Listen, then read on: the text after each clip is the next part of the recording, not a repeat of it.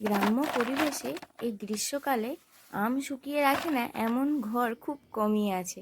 আমিও আজকে ওই রেসিপি নিয়ে চলে এলাম, তাহলে চলুন।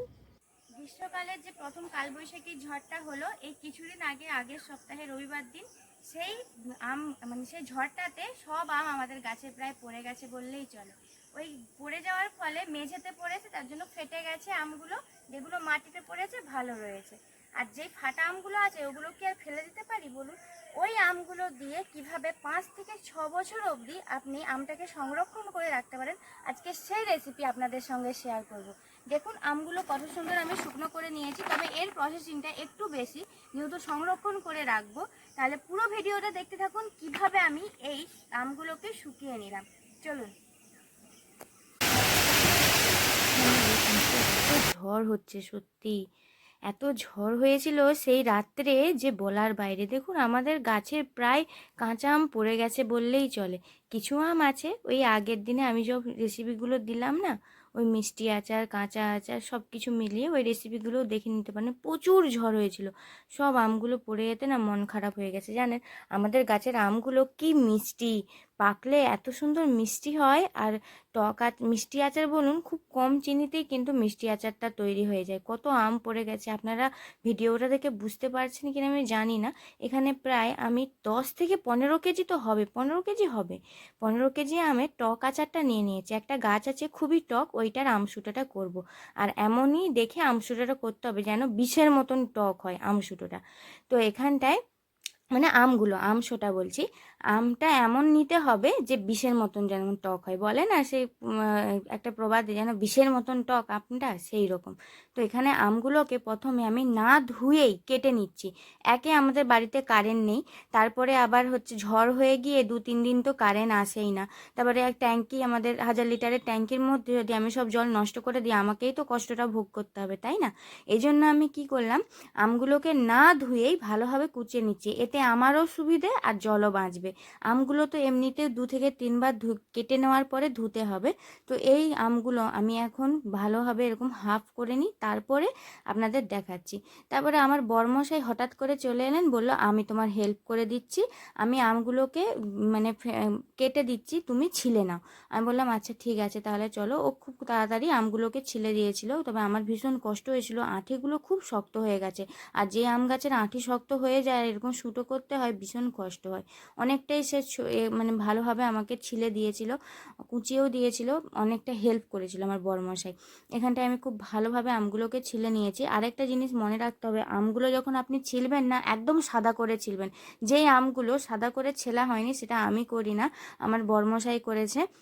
কারণ ও জানতো না, ওকে বলছে ও কিছু হবে না। আমি বলছি আচ্ছা কিছু হবে না, তো ওর সঙ্গে ঝগড়া না করে ওকে একদম হাতে নাতে প্রমাণ দেব যে কি করে সত্যিই কিছু হয় কি হয় না। আমগুলো কালো হয়ে যাবে, আমি এটা শেষে দেখাবো, আমটা শুকিয়ে যাক তারপরে।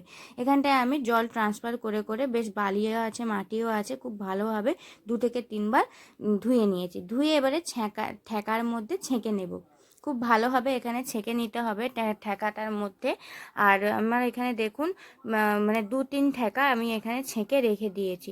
আর বিচেটা যেই আমের বের করতে পারছেন না, কোনো অসুবিধে নেই, এটা কিন্তু শুকিয়ে গেলে অটোমেটিক নিজে থেকেই বেরিয়ে আসবে, কোনো অসুবিধে হবে না। অনেকটা পরিমাণে কিন্তু আপনাকে নুনটা দিয়ে দিতে হবে। আমি এখানে টাটা নুন প্রায় 3 থেকে 4 মুঠো দিয়েছি, খুব বেশি করে নুনটা, যত বেশি নুন দিয়ে রাখবেন খুব সুন্দর সাদাও হয়ে থাকবে। আর এত সুন্দর মানে আপনার সংরক্ষণ হয়ে থাকবে না, 10 বছর অবধিও আপনি রেখে দিতে পারবেন, কিছু না, শুধু মাঝে মধ্যে একটু রোদ দিলেই চলবে। এরকম করে তো আগে দেখতাম মা ঠাকুমারা এরকম করতো, আর আমার শাশুড়ি মা আরও সুন্দরভাবে আমসুটা করে। আর যে আম ছিলেনি, মানে আমার বরমশাই যে আমগুলো ছিলেনি একটু আধটু রেখে দিয়েছে, ওইগুলো কিন্তু আবার কালো হয়ে যাবে। আপনারা কিন্তু খুব ভালোভাবে ছিলে নেবেন। তো এখানটায় কিন্তু আমরা এভাবেই কিন্তু আমটাকে সংরক্ষণ করে রাখি। আপনারা কিভাবে করেন সেটা কিন্তু আমাকে কমেন্টে অবশ্যই বলবেন। আর মাঝে মধ্যে নুনটা দিয়ে দেওয়ার ফলে যে বিচিটা ছেড়ে যাচ্ছে না, সেটা কিন্তু একটু আধটু ছেড়েও যাচ্ছে। আর যেটা একদমই ছাড়বে না, সেটা শেষে শুকিয়ে গেলে অটোমেটিক ও নিজে থেকে বেরিয়ে চলে আসবে, কোনো অসুবিধে নেই। তবে চেষ্টা করবেন যে মানে আমের বিচিগুলো এখানেই বের করে নেওয়ার। আমি যেমন করছি, তাহলে নুনটা খুব ভালোভাবে চারিদিকে ছড়িয়ে যাবে, এই জন্য। ব্যাস, আগে শাশুড়ি মা করতো এইসব কাজগুলো, আমাকে করতে হতো না, কিন্তু যবে থেকে উনি করতে পারেন না আমাকেই করতে হয়। আমগুলো মানে এত সুন্দর আম টক আম যে ফেলে দেবো, তাই ভাবলাম যে দুজনে মিলে করে নিই। তো আমি প্রথমে করতে বসলাম, আমার বড়মশাইও চলে এলো আমার পিছন পিছন, ভালোই লাগলো, একসঙ্গে খুব তাড়াতাড়ি হয়ে গেল। খুব ঝড় হয়েছিল, তারপরে ঝড় তো ঝড়, কারেন্টও নেই, আবার 2-3 দিন এতটা কষ্ট হয়েছে না এই ভিডিওটা মানে আমার তৈরি করতে আপনাদের বলে বোঝাতে পারবো না। এখানে আমগুলো আমি উলট করে শুকিয়ে নিচ্ছি, আমগুলো আঁঠি যেদিকে থাকবে সেদিকের দিকটা উল্টো পিট করে শুকাতে হবে, এইরকম টাইপের, দেখতে পেয়েছেন? তো যেখানে ছিলাম এত কষ্ট হয়েছিল এই মানে কারেন্ট ঝড়টা হয়ে যাওয়ার পরে আমাদের 2-3 দিন তো কারেন্ট আসেনি, যদিও বা কারেন্ট এলো শুধু আপ ডাউন করছে কারেন্ট। আর বাবারে বাবা, যা কষ্ট এই ভিডিওটার পিছনে, সত্যি বলছি ভীষণ কষ্ট হয়েছে। কারণ এতদিন ধরে কারেন্টের কোনো নেই, 1 সপ্তাহ ধরে কারেন্ট, তারপরে রোদটাও ঠিক মতন হয় না, আবার মাঝে মধ্যে আরও তার মধ্যে দুবার ঝড় হয়ে বৃষ্টি হয়ে গেল। এই জন্য যা হোক 2 দিন যা একটু হালকা রোদ করেছিল তাতেই একটু আধটু শুকিয়েছে, বাকি এই যে এতদিন যে লেগে গেল, এতদিন পর ভিডিওটা আপলোড করছি কারণ ভালোভাবে শুকোচ্ছিল না, তাই জন্য আপনাদের পারফেক্টলি দেখাবো বলেই আমি এইভাবে মানে এতদিন পরে ভিডিওটা দিচ্ছি, কিছু মনে করবেন না। এখানে দেখুন আমাদের চারিদিকটা শুধু আম গাছেই ভর্তি। আমার শাশুড়ি মা আম খেতে ভালোবাসেন বলে অতিরিক্ত আম গাছ লাগিয়েছে, আর এখন তো নিজে করতে পারে না, আমাকে এবারে যত পাতা টাতা এত পড়ে, মানে জ্বালন কুটো পাতা, উফ, মানে আমাকে আমি যে ঝাঁটা দিতে দিতে আমার কোমর ব্যথা হয়ে গেছে, সত্যি বলছি। এখানে দেখুন ঝড়েতে আম গাছগুলো একদম উলট পালট হয়ে গেছে। আর এই যে টক আম গাছটা বলছিলাম না, এইটা হচ্ছে টক আম গাছ, খুব ভালো, এটা মানে এত টক এই আম গাছটা, খুব ভালো আমশোটা হয়, ওই জন্য এই গাছটা রেখে দিয়েছি, না হলে কেটে ফেলার ইচ্ছে ছিল। আর চারিদিকে কাঁঠাল আর আম, যে যেটা খেতে ভালোবাসে সে সেইটা লাগিয়েছে। তো এখানটায় দেখুন হিঁচড় হয়ে আছে, এই এই গাছটার হিঁচড় পারা যায় না, একে তো কারেন্টের তারের সঙ্গে করা হয়, মানে পেকে গেলেও নিজেই পড়ে যায়। পেছনে কলা গাছ, তারপরে নারকেল গাছ, উফ, শাশুড়ি মা মানে এই ঘরে আসার পর থেকে শুধু দেখুন আমাদের জ্বালন কুটো মানে ফেলে রাখার জায়গা নেই, এই রকম অবস্থা। তো সে থাক, মাটি হবে, কোনো অসুবিধা নেই, আমি করতে পারি না এত সব জ্বালন কুচোতে, করতে পারি না, তাই রয়ে গেছে। পেছনেও আম গাছ, মানে চারিদিকে আম গাছ আছে।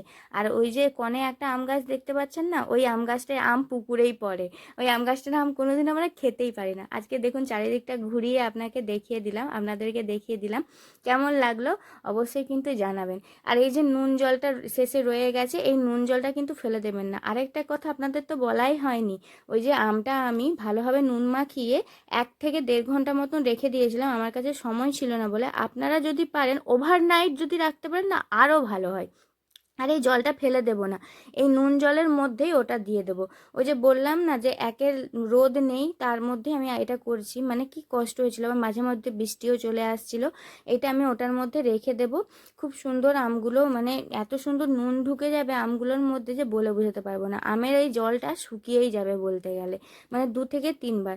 পরের দিনে কি করলাম, রোদ হয়নি ওই জন্য দিই না, কিন্তু মোটামুটি শুকনো হয়েছিল। এটা আমি প্রায় 4 থেকে 5 দিন 6 দিন ধরে শুকিয়েছিলাম, সত্যি কথা বলছি।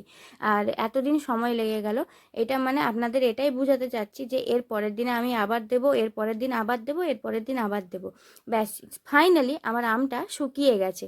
যা হোক, যা শুকিয়েছে, 2 দিন, লাস্টে 2 দিন খুব ভালো রোদ করেছিল, তারপরে মাসিমণি এসেছে, মাসিমণিও খুব ভালোভাবে আমাকে হেল্প করেছিল।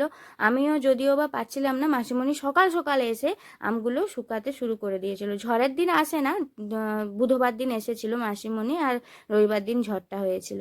এই যে আমগুলো খুব ভালোভাবে শুকিয়ে গেছে। আরেকটা জিনিস আপনাদের দেখাবো বলেছিলাম না, যে যেই আমটায় ভালোভাবে ছিলা হয়নি সেই আমটা দেখুন মানে কেমন কালো কালো টাইপের হয়ে গেছে, আর যেই আমটা খুব ভালো করে ছিলেছি একদম সাদা টাইপের হয়ে আছে। তাহলে এভাবেই কিন্তু করবেন, একদম প্রমাণসহ দেখিয়ে দিলাম। আর কিছু যদি আমার বলতে আমি ভুল করে থাকি বা ভুলে গেছি, তাহলে কিন্তু অবশ্যই বলবেন। আমি তো এত বকবক করি সেটা আমিও ভালো মতন জানি।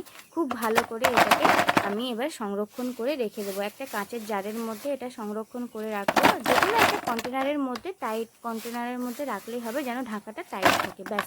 আপনার আর কোনো অসুবিধা নেই, পোকা লাগারও ভয় নেই, কিছু না, শুধু মাঝে মধ্যে বছরে 1 বার কি 2 বার একটু রোদে দিয়ে দিলেই হবে। এইটা প্রায় আমরা দুজন মিলে নিয়ে নেব। দেখুন 15-16 কেজি 10 থেকে 15 কেজি আম আছে, কিন্তু এটা হয়ে গেল 2 থেকে 3 কেজি। ব্যাস, কেমন লাগলো আজকের ভিডিওটি, এখানেই এন্ড করছি। আমি তো একটা জারের মধ্যে পুরে নিয়েছি, তবে এই জারটা নয়, এখনও একটা জার ভর্তি হয়ে গেছে, ওইটা রেখে চলে এসেছি। আর এটা দুটো জারে তাহলে হয়ে গেল আমার 2 কেজির জার, মোটামুটি কত 2 কেজি না হলেও 3.5-3 কেজির মতো আমশোটা হয়েছে। এখানেই ভিডিওটি এন্ড করলাম। আসবো আরও একটি ভিডিও নিয়ে। কেমন লাগলো ভিডিওটি অবশ্যই বলবেন। ভালো থাকবেন, সুস্থ থাকবেন, আর হাউস ওয়াইফ রিয়াকে ফলো করতে ভুলবেন না। টাটা।